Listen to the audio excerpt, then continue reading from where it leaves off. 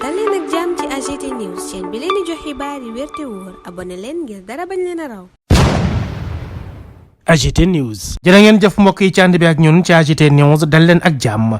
Cheikh Yérim Seck bokk na ci ñuy def actualité ci réewum Sénégal moom mi nga xam ne jamono ji mi ngi ci loxoy yoon ñeel ay kaddu yoo xam ne daf koo yëkkati ci penc mi muy janoo keroog émission ak Maïmouna Ndour Faye bëri na ay kaddu yu mu fa yëkkati loolee waral jamono jile yoon woolu ko teg ko loxo ngir am laaj yu bëri yu mu ko sampal ndax Yérim daa tarxiis am yu mu yëkkati ci ay kaddu am déeta loolu laaj bu ñu samp la ndax ñi ngi fàttalikoo président Bassirou Diomaye Diakhar Faye ba seqoon na émission ak Maïmouna Ndour Faye doon waxtaan ak moom ba ndaw si évoqué kaawu Cheikh Yérim Seck doon wax naan sa langue a fourché par rapport ak électorat bi Macky Sall amoon dans le Fouta waaye Diomaye jamono jooju am lu mu ko tontu woon ne ko Cheikh Yérim mile lu mu wax moo ko tey mësul tarxiis sa langue n'a jamais fourché ndax ci loolu la ñu nekk ba tey jilee loolu mooy laaj bi nga xam ne moom la ñu samp ndax Cheikh Yérim Seck kaddu yi mu yëkkati daf cee joom wala boog lu muy dëggal la waaye li leer ba leer mooy président Diomaye ku xam Cheikh Yérim bu baax la ndax ca jamono jooju kaddu yam yëkkati lay wan ne xam na bu baax a baax waa jile léeg-léeg ni muy manipuler ñi muy waxtaanal ba waral moom discussion ba mu amoon ak Maïmouna Ndour Faye moom président Diomaye boobu la émission jamono jooju mu nekkoon secrétaire général bu Pastef Ousmane Sonko itam nekkoon ci diggu xare ak Macky Sall moom Cheikh Yérim daan faral di génn Maïmouna Ndour Faye di ko jéem a corriger aw tarxiisam waaye nañu teewlu la ko Diomaye tontu woon doo ko dikkaat ci suñu jàngat bu leen fàtte abonné aimé vidéo bi partagé ko ngir ñu bëri mën cee jot. J'ai reçu ici Cheikh Yérim Seck. Voilà, analysant les résultats, il a parlé d'électorat captif. C'est un lapsus, il voulait parler d'électorat attractif. Et donc, je reçois des messages depuis Bobo, voilà, de gens qui disent qu'ils sont choqués, qu'on les traite d'électorat alimentaire. Nit buy wax loolu dafay arriver et il faut que les gens aient la présence d'esprit que nit mën na di wax sa langue a fourché. Voilà, on ne traite pas les populations du Fouta ou les populations du Sine d'électorat captif, d'électorat alimentaire. C'est l'électorat attractif, c'est l'électorat sociologique de Macky Sall. Voilà ce qu'il voulait dire. Et donc, dernier mot sur la couverture médiatique. Non, balaa dernier mot bi yow Cheikh Yérim balaa ma fi doon jógee dafa leeral loolu wala dafa après la ko wax. Après, mais voilà, après, non, en fait, bim ko waxee nee naa ko c'est grave ce que tu dis. Est-ce que rectifié na ko? Voilà, mais bon, l'essentiel, non, wutaluma ko lay. Sa langue a fourché et on s'excuse auprès de tous ceux qui ont été choqués par ce terme-là. Et moi, je prends la responsabilité de m'excuser parce que non, pas en son nom, de m'excuser parce que ci sama tribune la ko waxee et que peut-être man aussi j'ai pas rectifié. Non, voilà. Mais Cheikh Yérim lu mu wax moo ko tey lu mu def moo ko tey le mec il est super intelligent c'est que dafa jubadi. Oui ma. Non kay wax la non waaw mais pas de jugement de valeur. dama la koy waaw mais pas de jugement de valeur. dama la koy firndeel moom gis nga da ngay jël deux cas. BBC bu ñu defee seen reportage sur l'affaire Petro-Tim avant élection pare woon nañ seen reportage ils ont bloqué le reportage ba élection présidentielle jàll pour ne pas influencer les résultats ñuy door a génne le reportage. Ça c'est de la grandeur journalistique. On a droit à ça fii Sénégal te ay nit yu nekk fii nekk journaliste mën nañ ko am nañ ci góorgóorlu bu baax a baax on a droit à ça.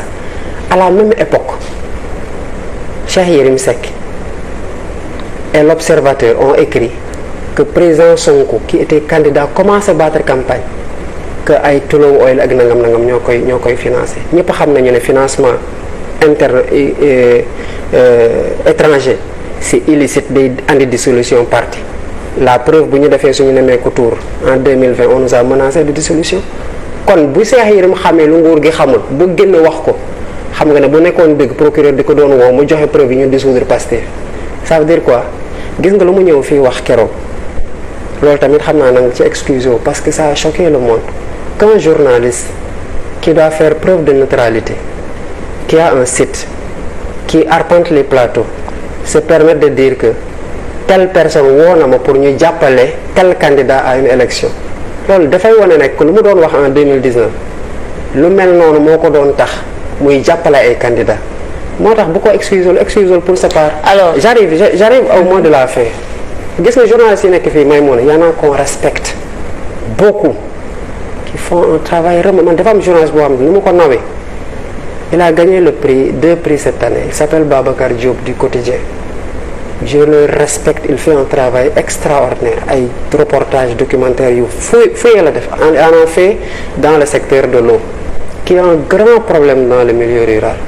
te les prochains combats des ruraux ça doit être autour de l'eau naanuñu sanguwuñu footuñu non c'est terrible l'eau moom c'est extraordinaire on va se battre autour de ça. Pour en revenir à la presse. Pour en revenir non presse bi pare naa ci li may wax mooy y a des journalistes qu'on respecte beaucoup qui font un travail respectable. Il y en a d'autres qui ont décidé de plonger leur plume dans autre chose te xam nañu leen ki ngay excuse wul fii nag. Non. fa laa yem sax duma ci sori. Je ne m'excuse pas waaw mais xaaral Bassirou je ne m'excuse pas au nom. yow yaa ne sa langue à fourcher. waaw mais xaaral xam nga man je m'excuse dama jàpp ne dama am njort bu rafet ne. kii waxul pour saaga askan. Sa langue a pu fourcher. Et puisque ci sama tribune lañ ko waxee et que depuis 3 jours je reçois sur Messenger sur WhatsApp des interpellations de gens yoo xam ne ce sont des fidèles de l'émission donc je prends la responsabilité de m'excuser loolu muy benn. D'accord naa ci beneen affaire voilà loolu muy beneen affaire bi. La déclaration que Cheikh Yérim a faite concernant Amadou Ba.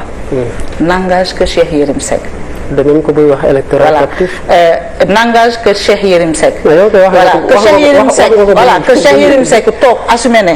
Amadou Ba woo na ko. si man Amadou Ba woowuma dégguma Amadou Ba te it sax dama yaakaar ne man ci réew mi man bokkuma ci ñuy woo souvent te bëggoon naa nag parfois sax ñu may ñu di ma woo. parce que man yenn wax yi buñ koy wax du ma ci bokk bëggoon naa sax gars yi di am fit boole ma ci. del ñaan yàlla rek. parce que même si quoi. Même si un leader se permettait wala naan non parce que parfois lañ la koy def naan jàppaleel diw mais ça ne veut pas dire que ñun on est là pour jàppale. Et en ce qui concerne cette TV et pour le candidat dont on parle j'invite les gens à aller chercher les archives. On n'a presque pas couvert ce candidat pour des raisons qui nous sont propres. Non, je pense sincèrement quand quelqu'un dit. Voilà. Maintenant ça n'engage que Amadou. Maintenant que des chroniqueurs malhonnêtes, que des gens di jéem a extrapoler ci loolu c'est le problème. Et man j'ai même pas jugé nécessaire toog fii di tontu Cheikh Yérim parce que c'est quelqu'un qui ne m'intéressait pas. Non xam nga yow wax nga pour fermer ce chapitre-là. yow keroog wax nga kon Cheikh Yérim bu ma dugal. Nous sommes pas là pour jàppale. boobu nga ci set en attendant. Voilà non dañ ci set wicc nag. man mi acteur politique la sànq j'ai apprécié positivement un journaliste qui ma defalul dara mais objectivement man damay gis lu muy def.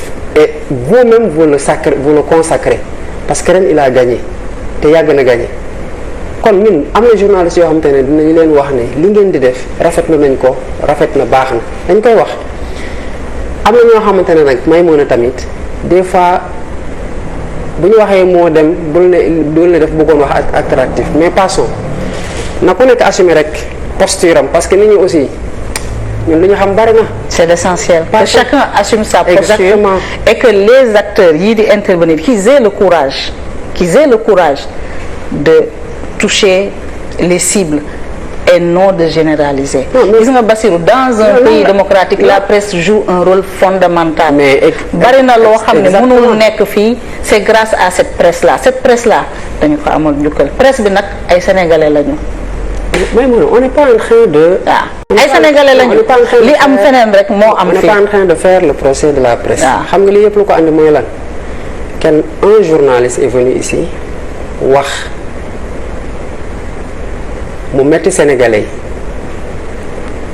yi ñu interpellé ci lu bari nee nga depuis 3 jours yaa ngi jot ay interpellation nga jël responsabilité ci émission bi ma toog ne dafa wax captif langam moo fourché mais attractif la bëggoon wax ma ne la bul dugg ci loolu waa ji il est hyper intelligent lu mu wax suba ba ngoon moo ko tey lu mu def suba ba ngoon moo ko tey loolu rek laa ci wax bëgguma ci sori ci doxal naa la exemple luy doon wane nag que noonu la mel dara fourché wul ñoo ko déggandoo mel na ni Bassirou Diomaye Diakhar Faye xam na bu baax a baax Cheikh Yérim Seck mi waral coow li tey jilee ñu ci bëri nag ñi ngi naan nguur gi fi nekk mi ngi tàmbali di ludo comme ni ko Macky Sall doon defee waaye nag bu ñu nee état de droit ne la liberté d'expression tekkiwul ne anarchie totale moo war a am ci réew mi kenn ku ci nekk am nga droit wax sa xalaat wax itam li nga gisee réew mi waaye waru la permettre lu la neex wax léeg-léeg ngay diffuser de fausses nouvelles maanaam joxe xibaar yu dëppoowul ak dëgg boole kook di yëkkati kaddu yoo xam ne mën nañ ko méngale ak ay saaga di doyadil suñu ay institution te loolee buñ ko bàyyee mu jàll suñu démocratie la ñuy mujjee nasaxal la loolu yëpp nag autorité en place yi bàyyi nañ ci xel bu baax a baax ñi nga xam ne ñoom lañ dénk lépp lu ñeel wàllum yoon ñu ngi ciy def seen liggéey ndax nag nekkul ne dañuy bañ a def comme Macky Sall nam doon def rek moo waral la lu neex waay wax lu neex waay jëf te kenn du la dal di inquiété lu ni mel mënut a nekk ndax dañoo nekk dans un état de droit ku ci teguwul ci yoon teg la sa place waaye lépp ci kaw respecté ak yelleefu képp kuñ ci mën ci dal di interpeller président de la république Bassirou Diomaye Diakhar Faye ak son PM Ousmane Sonko amuñu benn intérêt di dugal seen loxo ci justice ni muy doxee ndax ñoom xam nañ bu baax a baax li fi jëlee Macky Sall te loolu bokkoon na ci facteur yu déterminant yi askan wi yëpp nekkoon di jooy weesoo lu ni mel la dañu xool profilu ñi nga xam ne ñoom la ñuy interpeller jamono ji ndax am nañ lu ñu mën a yàqal Ousmane Sonko élection palum député yi ñuy dëgmal la waamee itam bëriwu la waaye nag dañu bàyyi xel ne ñi ngi jëm itam ci reddition des comptes bëri na ci ñoo xam ne dinañ leen interpeller itam ngir ñu leeral la ñu leen dénk leeral itam seeni koppar fan la ñu ko jëlee te nag li leer ba leer mooy loolu buñ ci jubloo prestation yi dina bëri loola ñi ñu nar a yóbbu kaso itam seen lim foo ko natt dina fa weesu ndax ñu composé système bi doon lekk koppar yi Sénégal bëri nañu lool boole ci itam doon ay